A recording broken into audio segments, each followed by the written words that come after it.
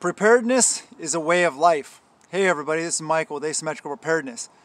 It's not just a whimsical thing. It's not just, I prep here, I prep there. I mean, maybe that's the case for some people. But we need to take this seriously. And prepping literally is a way of life. Being prepared to feed your family, having the ability, having the mindset, having the peace of mind, knowing that you're not going to starve. Very, very important. A lot of people concentrate on what's going on out there. What's the next thing? I just had a conversation with a family friend, came by to pick some stuff up, and he even asked me that. He watches the channel and stuff like that. Good dude. But he was like, "Oh, have you heard what's the next thing? What's going on?" And I'm just like, I don't know what the next thing is. What do I fear the most? Invasion from China, war with China, nukes, financial collapse, our own government, or what? And I'm like, I believe in prepping as a way of life, so it's all encompassing. You can't, just prepping for one thing to happen leaves you wide open for a lot of other things that might happen. And if you're too narrow, you won't be properly prepared. Now, a lot of things go across the board. If you're prepping for this or that or this or whatever it may be, you're probably going to have some food storage. You're probably going to have some water storage, some medical supplies, stuff like that. There's a lot of general things that come with preparing for anything.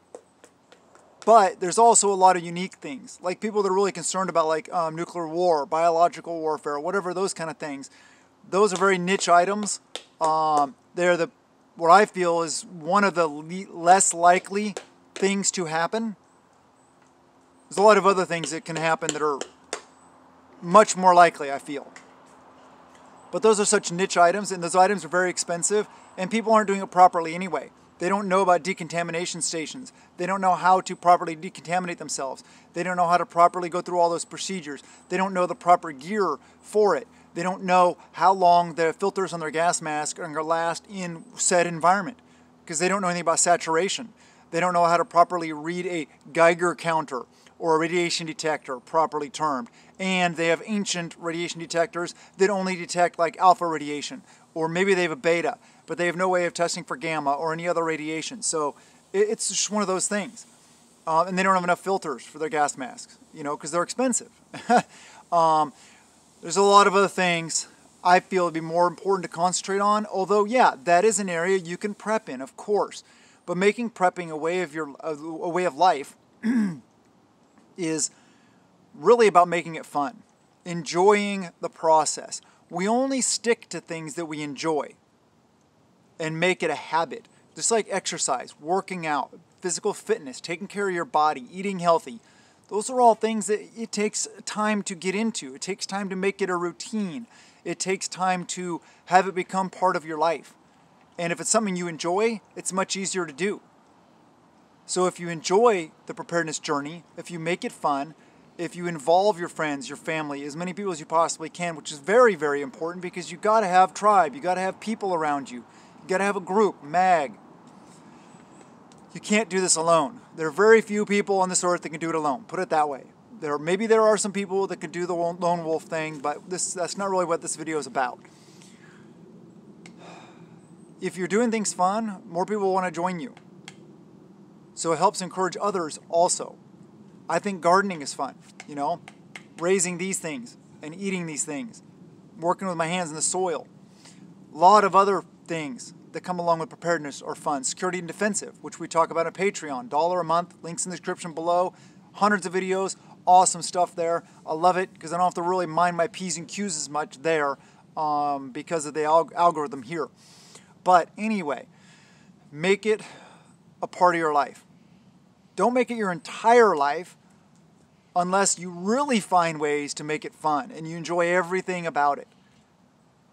Take a break, though, sometimes. You got to have a mental break. Even if you're making it fun, take a little bit of a break. Don't take everything so seriously. Relax a little bit, enjoy the process, and enjoy the peace of mind that it's giving you.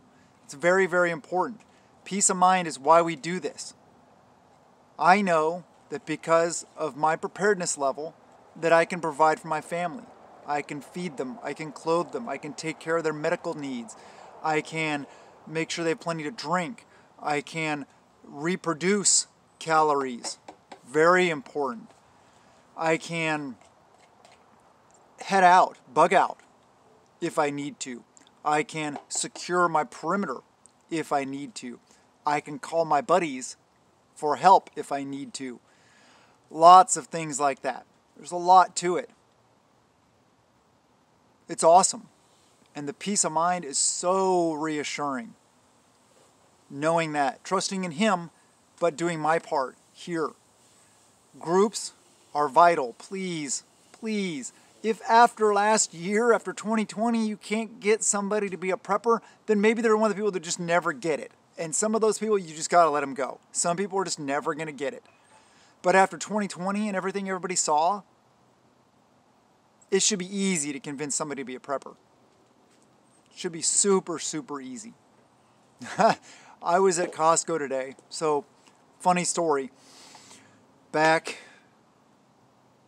so I got 2 cases of water, and I was grabbing a thing of toilet paper. Because I was there, why not buy it? And they actually had it. This other guy said, oh yeah, grab it while you can. I'm like, yeah, I started laughing. I'm like, yeah, people are crazy, aren't they? I said, the first thing they go for is toilet paper, not food. Which, if you don't have any food, you don't really need toilet paper, right? So he started laughing. We talked about kind of prepping on a really shallow level, and then he walked off anyway. But yeah, there's another thing. There's a lot of separation in this world today. It's really funny. So I was going into Costco, and this location, they're pretty hardcore about masks and stuff. So the lady at the door, I don't have one. Lady at the door, I walk in and she said, hey, excuse me, would you like a mask? And I'm like, yeah, sure. And she's like, are you going to wear it? And I said, no. And she's like, fine, just go into the store then. And I'm like, thank you very much. I hope you have a wonderful day. And I just smiled at her. Melt that ice, right? Show love even if they're being not lovey towards you. But anyway, it's a funny story. And I didn't. And nobody said anything to me. Cashiers and everything like that, checking out.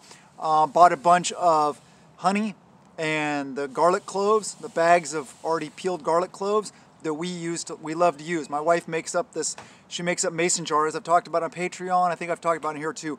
Mason jar, about 3/4, maybe half to 3/4 full, somewhere in there, of the peeled garlic. And then you basically fill it all the way up, the rest, leave a little bit in the top, fill it all up with honey. Then what you do is you let it sit. You put the lid on, you let it sit. Every night you burp it. You just pop the lid, relieve the pressure, shake it up a bit, relieve the pressure, sit it back on the counter. Do that for about 3 weeks, maybe a month, and then let it sit. The longer it sits, the more medicinal, the better it will be for you. But here's what you do. The garlic cures, so it's not like eating raw garlic. It's like eating cooked garlic. It's much more mild, and the honey turns to this really liquidy substance. It's not thick anymore. But what you do is you take a scoop of that, big scoop of it, several cloves of garlic, some of the honey, maybe 1, maybe 2 scoops. If you start feeling not so good, pop a bunch of that in your mouth, and I'll tell you what, works for me every time. Love it. Takes good care of me. It's one of those natural ways of going about doing things. But anyway, preparedness is a way of life. Enjoy it. Make it fun. Please subscribe. Please hit the like button. Please comment below. Please ring the notification bell. And check back often, because you will get unsubscribed because they don't like you and me. So, but I love you guys. And I'm here to empower and uplift you guys and hope that you get more into preparedness and have more peace of mind to take care of your friends, your family, your loved ones, and the people around you. So have a wonderful day, and blessings to you and yours.